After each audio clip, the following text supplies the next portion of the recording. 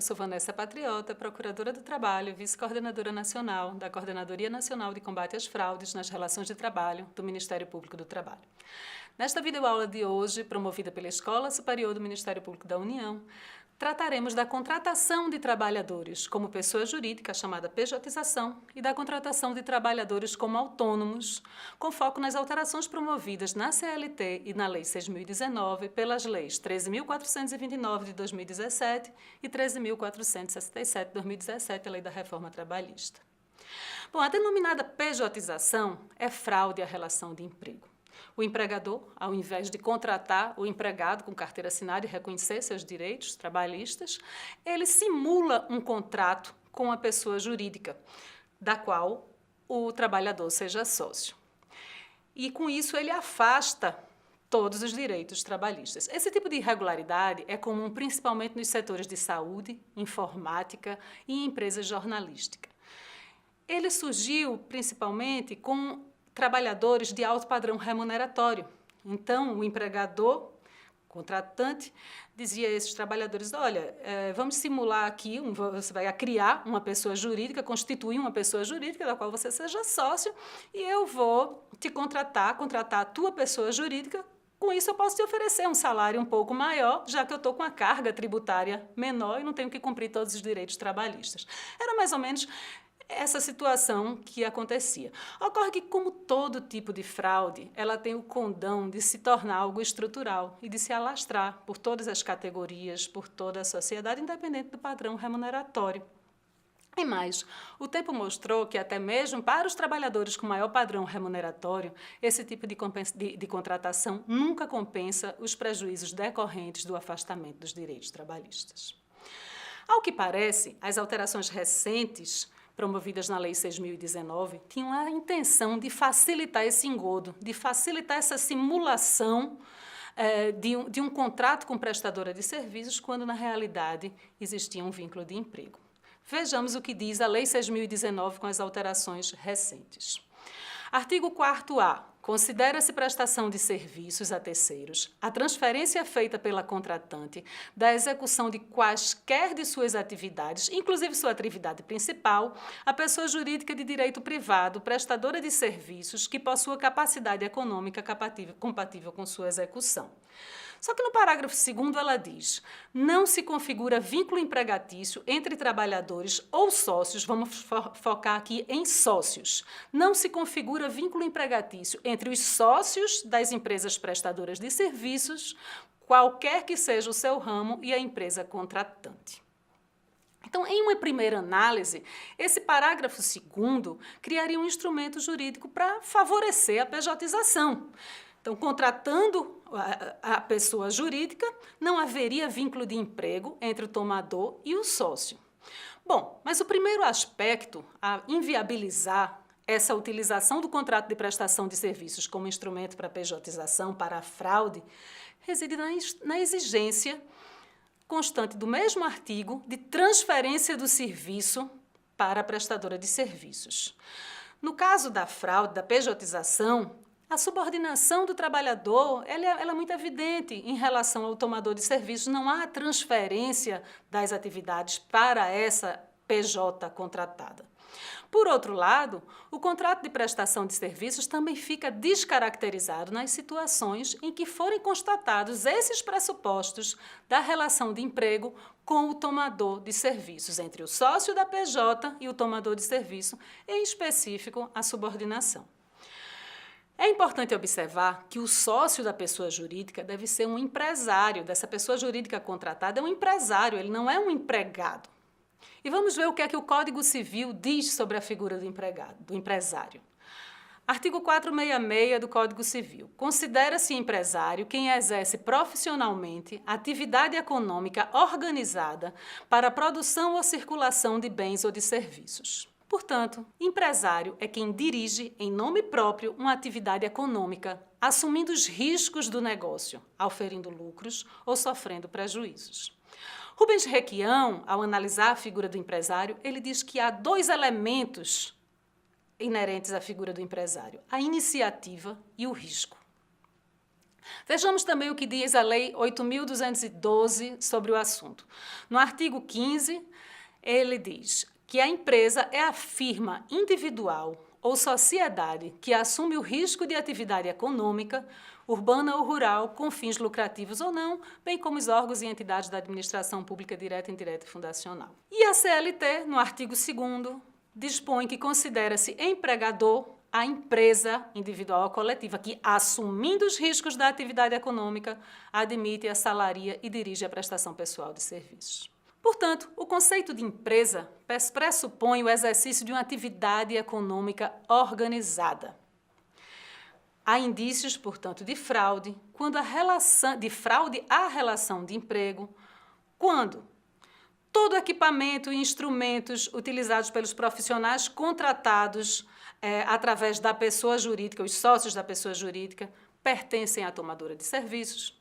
Quando a receita obtida através daquele trabalho desenvolvido pelos sócios da prestadora de serviços contratados pertence à tomadora de serviços. Quando os custos da atividade desenvolvida por aqueles trabalhadores são suportados pela tomadora de serviços. Quando os profissionais sócios dessas pessoas jurídicas contratadas fornecem apenas sua mão de obra, recebendo a remuneração fixa pelas horas trabalhadas. Enfim, tudo isso é indício de fraude à relação de emprego. Já o artigo 5º-C da Lei 6.019 traz uma presunção absoluta de fraude. Vamos ver o que é que ele diz. Não pode figurar como contratada, nos termos do artigo 4º-A desta lei, a pessoa jurídica cujos titulares ou sócios tenham nos últimos 18 meses prestado serviços à contratante na qualidade de empregado ou trabalhador sem vínculo empregatício, exceto se os referidos titulares ou sócios forem aposentados. Essa presunção absoluta de fraude faz com que, de pronto, possamos impugnar o contrato de prestação de serviços e reconhecer o vínculo empregatício entre os sócios da empresa contratada e a tomadora de serviços. Portanto, do ponto de vista da atuação do Ministério Público do Trabalho, essas alterações legislativas promovidas pela Lei 13.429, analisadas, não modificam a nossa estratégia de atuação. Já no que se refere à figura do autônomo, contrato de autônomo, as alterações recentes trouxeram a figura do autônomo exclusivo. Quanto à figura desse autônomo exclusivo, ela foi inserida pela Lei da Reforma Trabalhista no artigo 442 da CLT. É uma contradição gritante, conceitual, entre autônomo e exclusividade. Como é que pode haver autonomia quando o trabalhador trabalha continuamente e de forma exclusiva para um empregador, para um determinado contratante? É evidente a dependência econômica que vai existir a partir daí. O direito do trabalho ele está assentado em uma grande divisão entre trabalho autônomo e trabalho subordinado. Havendo prestação de serviços de forma não eventual, com continuidade, com pessoalidade, tem-se o trabalho do empregado e não o trabalho do autônomo. Carlos Henrique Bezerra Leite, por exemplo, ele destaca os elementos do contrato de trabalho, dos elementos do trabalho autônomo. Discricionariedade, iniciativa e organização própria. Quando o autônomo ele escolhe o lugar, o modo, o tempo e a forma de execução dos serviços. Amaury Mascaro, no mesmo sentido, destaca que o autônomo não se submete ao poder de controle e ao poder disciplinar de outra pessoa. Ele não transfere esse poder de dirigir seu trabalho à pessoa contratante. Esse poder é mantido com ele.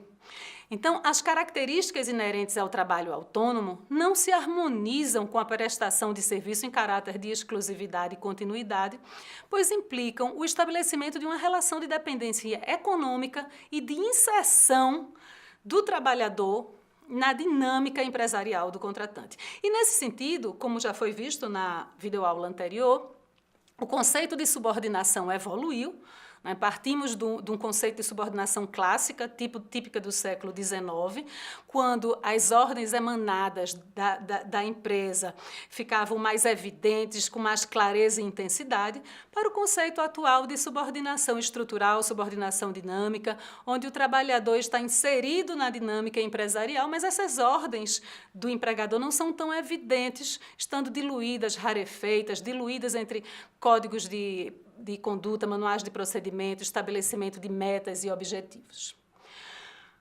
Percebendo isso, a medida provisória 808 de 2017, editada alguns dias depois da entrada em vigor da reforma trabalhista, ela excluiu a figura do autônomo exclusivo do seu texto.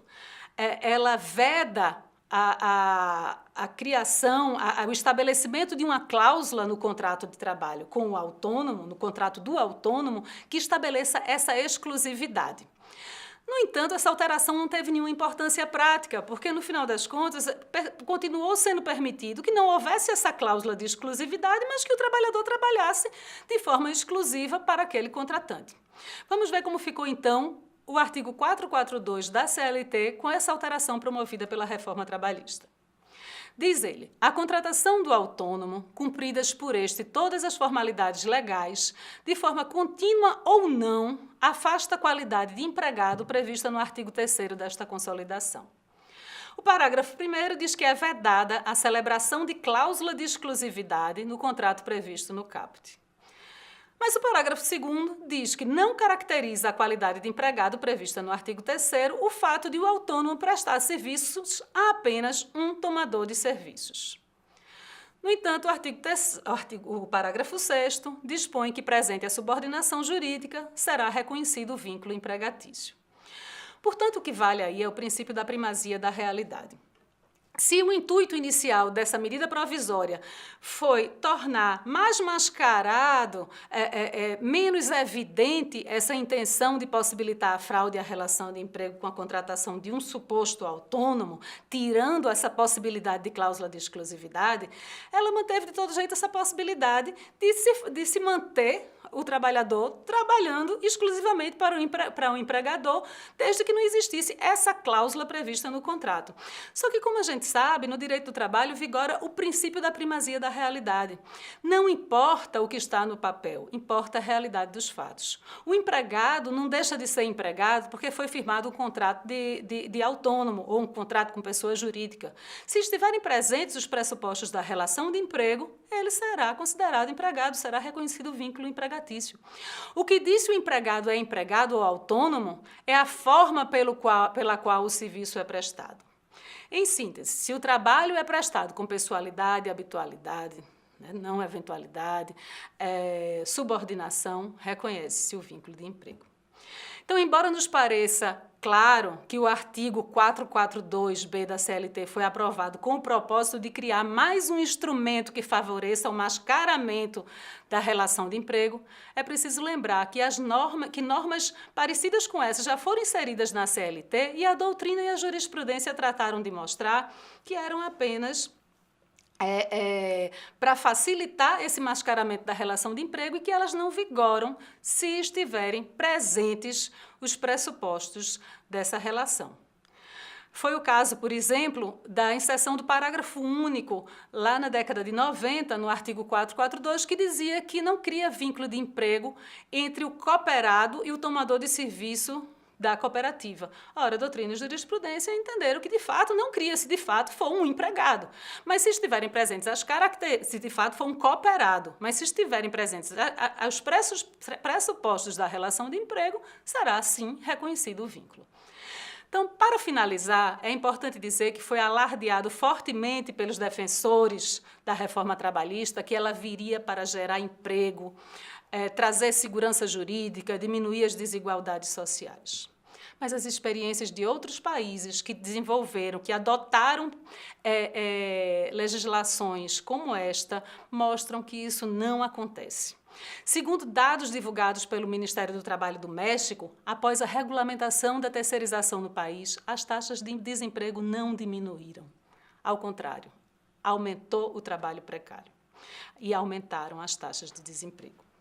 O relatório da economia trabalhista de 2010, divulgado pelo Ministério do Trabalho do Japão, apontou que a desregulamentação do setor do trabalho, a flexibilização trabalhista, promoveu um aumento do fosso da exclusão social.